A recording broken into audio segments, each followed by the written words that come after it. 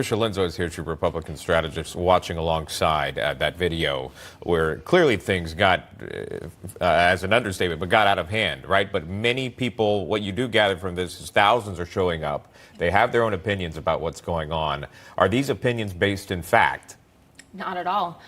This is pure anti-Semitism, and you hear it in some of the rhetoric that is coming out of these quote-unquote protests. Where are people protesting Hamas, which has created this humanitarian crisis? Hamas is putting the Palestinians out there as human shields. Why aren't we talking about that?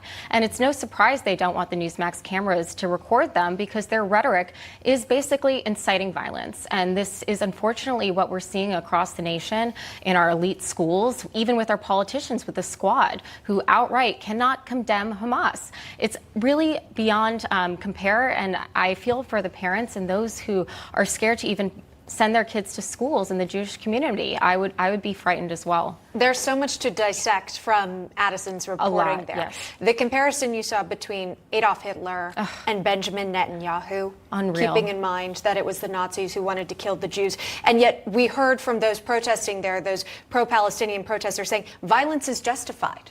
Your thoughts?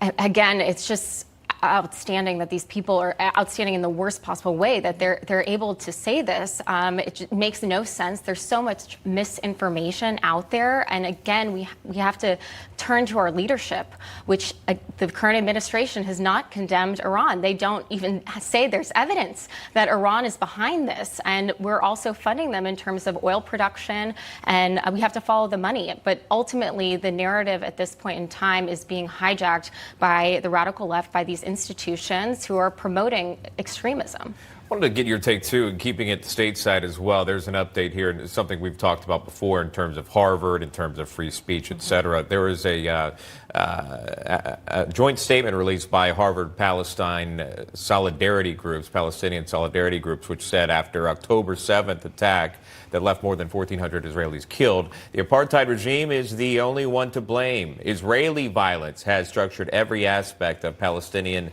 existence for 75 years. And there's been major backlash. You know this, the CEO of Citadel, one of the biggest hedge funds in the country, saying he won't hire Harvard students who signed on to that letter. One of Israel's richest men and his wife stepping down from Harvard's board, saying their faith and leadership at the school, it's, quote, broken.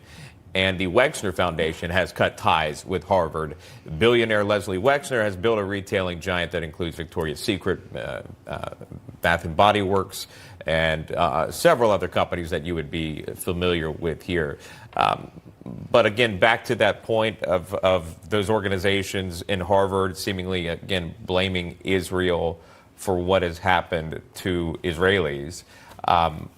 Where does this go from here? Because it's not just Harvard. You've seen protests too, I believe, at Columbia University and others that are really on the complete other side of this, seemingly unknowing that their support is for Hamas, for a terrorist organization. Yes, and these schools, again, are promoting this message with these protests. It's very important that people make their voices known, and also, again, with their dollars, that these hedge fund billionaires are pulling out, including Bill Ackman has been very vocal. Les Wexner, I'm less inclined to support his view with everything connected to Jeffrey Epstein. But in terms of just generally, I think that you have to vote with your dollars. And in this case, people are saying enough is enough. Just at Cornell yesterday, a professor was calling what happened with Hamas and the terror attacks exhilarating. I don't understand how this person is just not canceled at all. I mean, I don't believe in cancel culture. I believe in free speech, but this is inciting violence at this particular point in time. Yeah.